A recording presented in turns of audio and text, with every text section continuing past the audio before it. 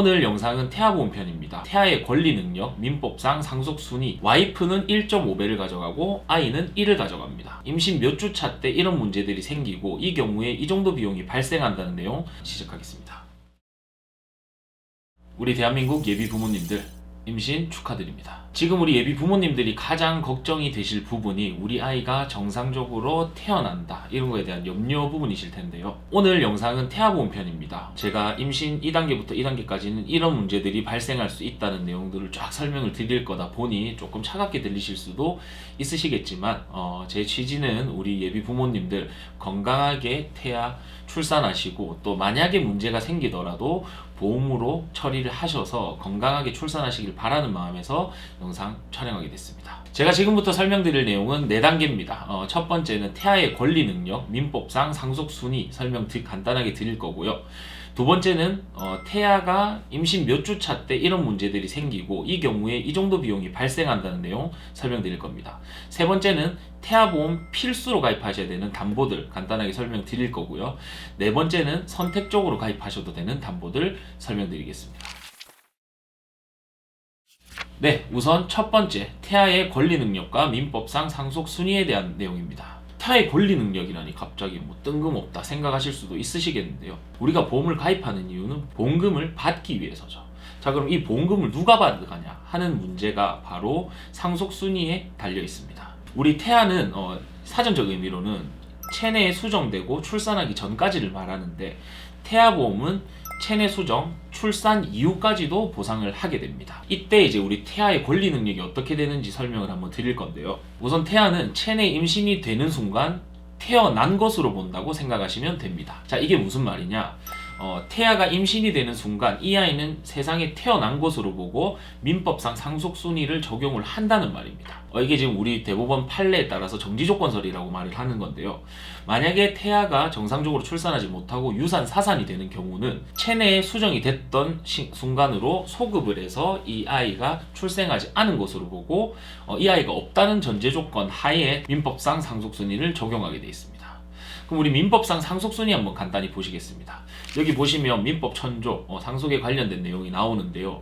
말이 되게 어렵죠. 그래서 제가 이거 쉽게 한번 설명드릴게요. 상속 1순위 밑으로 갑니다. 직계 비속. 내 밑에가 누가 있을까요? 자녀죠. 자녀 밑으로 가면 누가 있을까요? 손자, 손녀입니다. 더 밑에 내려가면 증손주, 증손녀 이렇게 되는 거죠. 이런 식으로 1순위는 밑으로 간다. 2순위는 반대로 위로 올라갑니다. 내 위에 누가 있죠? 부모님 계시죠. 그 위에는 할아버지 할머니, 증조부모님들 이렇게 계시죠. 2순위는 위로 올라간다. 자, 3순위는 형제 자매입니다. 좌우로 간다라고 보시면 돼요. 4순위는 사촌입니다. 단 사촌 이내 반계열 쪽입니다. 이건 이제 친가 쪽으로 먼저 생각이 된다는 거 보시면 되고요. 만약에 1, 2, 3, 4순위에도 상속 순위 해당하는 사람이 없다 이러면은 말 그대로 사돈의 8촌까지 찾아가서 상속 대상자를 찾으면 됩니다. 여기서 이제 배우자의 문제를 조금 생각을 하셔야 되는데 배우자는 기본적으로 일반적인 상속 비율의 0.5화를 가산을 합니다. 즉 1.5배를 지급한다는 말인데요. 배우자 같은 경우는 1순위에 상속받으실 분이 계시다. 그럼 1순위 같이 받으시고 2순위면 2순위, 3순위면 3순위, 4순위면 4순위 받을 사람이랑 같이 받는다고 보시면 됩니다. 자, 그럼 우리 지금 태아보험 이야기하니까 만약에 내 와이프가 임신을 했다. 체내에 아이가 있어요. 출산을 안 했고 이 경우 상속순위가 어떻게 될까요? 제가 1순위는 직계 비속 밑으로 내려간다 말씀드렸죠. 그리고 태아는 이미 출생한 것으로 본다고 말씀드렸습니다.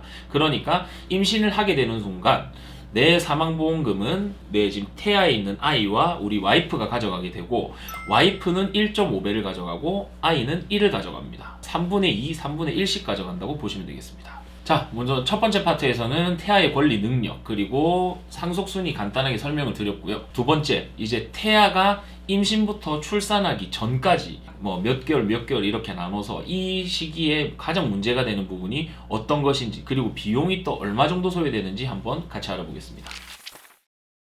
네, 제일 먼저 임신부터 6개월까지입니다. 더 세분할 수 있지만 제가 편의상에 6개월까지 딱 끊을게요. 이때는 체내에서 아이가 정상적으로 자라지 않은 상태입니다. 아직. 이 말이 뭐냐? 아직 체외로 나오면 안 된다는 말이죠.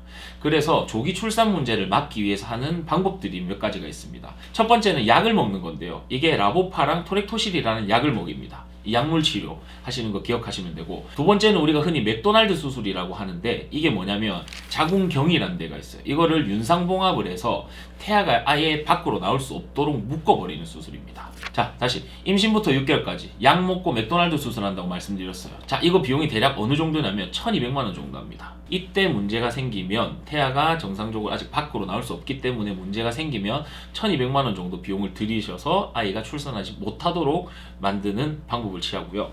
다음 단계입니다. 6개월부터 8개월. 우리가 흔히 말하는 7삭둥이, 8삭둥인데요. 이때는 사실 태어나도 상관이 없습니다. 요새 의학 기술이 워낙 발달을 해서 인큐베이터에서 충분히 관리하고 하면 우리 돌잔치 할 때쯤 되면 태아들이 전신 상태가 비슷할 정도로 잘 관리를 해줍니다. 다만 비용이 문제가 되겠죠. 대략 1kg 전후로 태어나게 되는데요. 아이는 심장부터 폐 순서대로 발달을 하게 됩니다. 그래서 7개월, 8개월 차에 태어난 우리 신생아들은 폐 관련 질환이 많습니다. 그러다 보니 호흡기 질환 문제가 생기죠. 그래서 인큐베이터에 들어가게 되는데 보통 한 4주, 5주 정도 입원을 하게 됩니다. 이때 또 문제가 발생해요. 우리 태아가 아직 눈이 완벽하게 발달하기 전이란 말이죠. 그러면은 정상적으로 산모 배에서 있었어야 되는데 지금 밖에 나와서 세상의 여러 가지 빛들을 보게 됩니다. 그러면은 안구 관련 질환들도 많이 발생하게 됩니다. 대략 4, 5주 정도 입원을 하시게 되는데 인큐베이터 비용이 한 40만원, 싸게 잡아도 한 40만원 정도 보시면 돼요. 이 40만원이 4주, 5주가 되면 금액이 대략 2천만원 정도가 됩니다. 그리고 신생아 같은 경우는 하루에 보통 8번 정도 밥을 먹게 되는데요. 병원에서 주는 밥 먹게 되면은 비용이 보통 한 5만원에서 8만원 정도 됩니다. 그리고 이것도 한 4, 5주가 된다 보면 토탈 비용이 한 3천만원 이상 깨지게 되는 거죠. 여기에 뭐 기타, 제가 세분의 역사를 한번 봤는데 기타 뭐 감염 예방 관리료, 환자 안전 관리료, 교육 수련 분야 의료비, 연구 개발 분야 의료비 등등 다 비용을 하게 되면은 이게 5천만원 이상이 소요가 됩니다. 자, 그러면 이거 실손 처리하면 안 되냐? 앞에서 뭐 설명하시는 영상 보니까 실손이 최고의 보험이라던데 하시는 분들, 이거는 실손 처리가 안 됩니다. 왜냐면 약관에 보면 임신, 출산, 산후기에 생긴 질병으로 뭐 비용이 발생하는 경우 이거는 보상하지 않는다고 면책서에 적혀 있어요. 그래서 제가 지금부터는 태아보험, 태아에게 문제가 생겼을 때 가입해야 되는 태아보험 필수로 가입해야 되는 담보들 설명 한번 드리겠습니다. 자, 세 번째, 태아보험 필수 담보편입니다. 대원칙을 한번 설명드릴게요. 먼저 태아보험은 아이가 출생하기 전후로 보험료가 차이가 있습니다. 심지어 출산하기 전 몇 가지 특약 같은 경우는 보험료가 0원입니다. 이런 것들 당연히 필수로 가입을 하셔야 될 거고요. 그리고 팁을 한 가지 드리면, 우리가 이거 이름이 태아보험이란 말이죠. 태아보험은 말 그대로 태아한테 문제가 생겼을 때 가입하는 게 태아보험입니다. 물론 보험 나이 30세 이전인 경우 어린이 보험이라 해서 같은 보험 담보라도 어릴 때 가입을 하다 보니 보험료가 더 싸게 되는 거는 있습니다. 근데 저는 이거 이렇게 하지 마시고 태아보험을 단독으로 가입을 하시고 태아가 정상으로 출산하면 보험 해지를 하시는 게 맞고, 물론 보험 나이 30세 이전 같은 경우 어린이 보험이란 게 가입이 가능합니다. 이게 동일 대비라도 어릴 때 가입하다 보니까 보험료가 저렴하게 되는 건데, 보통 여러분들이 이제 주변 설계사분들 만나시게 되면 태아보험을 100세 만기 이렇게 가지고 오실 거예요. 이 태아가 100세까지 보장을 받기 위한 것이 100세 만기인데 100세 만기, 90세 만기, 80세 만기 뭐 이렇게 있습니다. 저는 개인적으로 30세 만기로 가입을 하시면 보험료가 한 반 정도로 떨어집니다. 그러셔서 만약에 태아에 문제가 생기면 이 부분으로 보상을 받으시면 되고요. 태아가 정상적으로 태어나게 된다면 이때는 뭐 계약을 해지하셔도 되고, 필요한 거 몇 가지만 유지를 하시고 아니면 어린이 보험 새로 갈아타시는 것을 추천드립니다. 방금 말씀드린 팁대로 보험을 가입을 하시게 되면 30세 만기로 설계사분 수당은 좀 많이 떨어지시지만 여러분들 입장에서는 보험료가 한 반 정도로 절감을 되니 이 부분 꼭 기억을 하시고요. 필수 담보 설명드리겠습니다. 네, 네 가지입니다. 첫 번째, 임신 출산 질환 실손 의료비 담보입니다. 제가 아까 말씀드렸죠. 실손에서 임신 출산 산후기는 면책이다. 그래서 임신 출산 산후기에만 따로 받을 수 있는 실손 보험이 있습니다. 이게 태아보험에 있고요. 이게 필수로 가입이 돼야 됩니다. 한도는 1,000만 원 정도인데 실손보험처럼 처리가 되세요. 그러니까 아까 제가 말씀드린 비용들 이 1,000만 원 한도 내에서 처리가 충분히 가능하시고요. 두 번째, 중환자실 입원 일당입니다. 우리 태아가 조기 출산이 됐다라고 가정을 해보겠습니다. 그러면 인큐베이터 들어가죠. 인큐베이터에서 집중치료 받는 거는 중환자실로 칩니다. 근데 중환자실 입원 일당, 뭐 입원 일당이라는 게 사실 보험에서 비싸요. 보험료가 굉장히 비쌉니다. 그래서 제가 앞에 보험료를 한 반 정도로 낮출 수 있는 방법 말씀드렸고요. 입원 일당 같은 경우는 입원한 일수마다 가입한 금액을 곱해서 지급합니다. 뭐 입원 일당이 10만 원인데 5일 입원했다 그러면 50만 원이 지급되고, 제가 앞에 태아 뭐 6, 7개월 뭐 칠삭동이 이렇게 됐을 때 문제 생기면 4, 5주 정도 입원한다고 말씀드렸죠. 그럼 4주 기준이면 48일입니다. 10만원 가입돼 있으면 480만원 나가는 거죠. 물론 비싸긴 하지만 제가 말씀드린 보험료 절약하는 방법으로 가입을 하시는 거 추천드리고요. 세 번째는 8대 납입 면제 담보입니다. 납입 면제가 뭐냐면 이 8대 그러니까 8가지 상황에 해당이 되면 보험료를 더 이상 납입하지 않고도 보장을 받으실 수 있는 거예요. 우리 성인 같은 경우는 흔히 5대 납면이라고 합니다. 이게 상해 후유장이 뭐 80% 이상, 50% 이상 해당되셨을 때 이렇게 되면 보험료 납입 안 하셔도 되고요. 나머지 세 가지는 심장, 뇌, 암 걸리시면은 보험료를 더 이상 납입 안 하셔도 됩니다. 태아 같은 경우는 여기 세 가지가 추가가 돼요. 뭐냐면 말기 폐질환, 신장질환, 간질환입니다. 이거 8가지 풀로 다 넣으셔도 제가 아는 GA 대표님한테 부탁을 해서 뽑아보니 5,000원도 안 됩니다.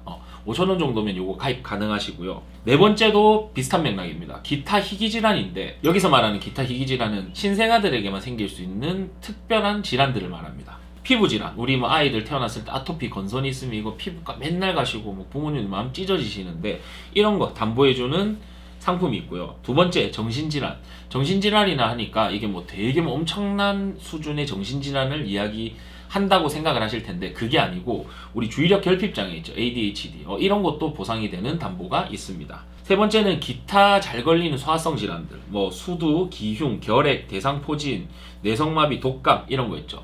요거 풀로 다 가입해도 5,000원도 안 됩니다. 다시 한번 설명드리겠습니다. 필수 담보 뭐라고 했죠? 첫 번째, 임신, 출산, 산후기, 실손의료 따로 담보되는 거, 실손의료비.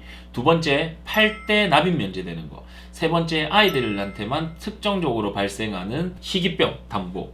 네 번째는 중환자실 입원 일당입니다. 자, 그러면 네 번째입니다. 여기 필수는 아니고 선택 담보가 있는데요. 이게 진단비라고 보시면 돼요. 진단비는 모든 보험에서 진단비는 보험료가 엄청나게 비쌉니다. 어떤 것들이 있냐면 뭐 저체중아 출생 담보, 31주 이내 출생 진단 담보 이런 것들은 가입 금액 대비 보험료가 너무 비싸요. 제가 이것도 아시는 대표님한테 부탁을 드려 보니 300만 원 가입하려니까 보험료가 2만 원씩 합니다. 이런 거는 저는 선택적으로 가입을 하시라고 말씀을 드리고 싶고 여유가 있으시면 가입하셔도 됩니다. 하시고 싶고 저는 별로 추천을 하지 않고 싶네요. 네, 우리 대한민국 예비 부모님들 임신하고 출산까지 고민이 많으실 겁니다. 물론 다 건강하게 출산하실 거예요. 하시겠지만 혹시라도 이런 문제들이 생겼다고 하면 대략 어느 정도 비용이 소요되는지 각 과정마다 이해가 필요하시고요.